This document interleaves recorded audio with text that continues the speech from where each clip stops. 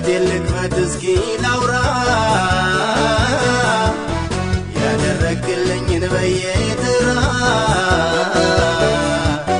ማልጄ ልነሳ ላክብር ሞገስ አገኘሁኝ በፊት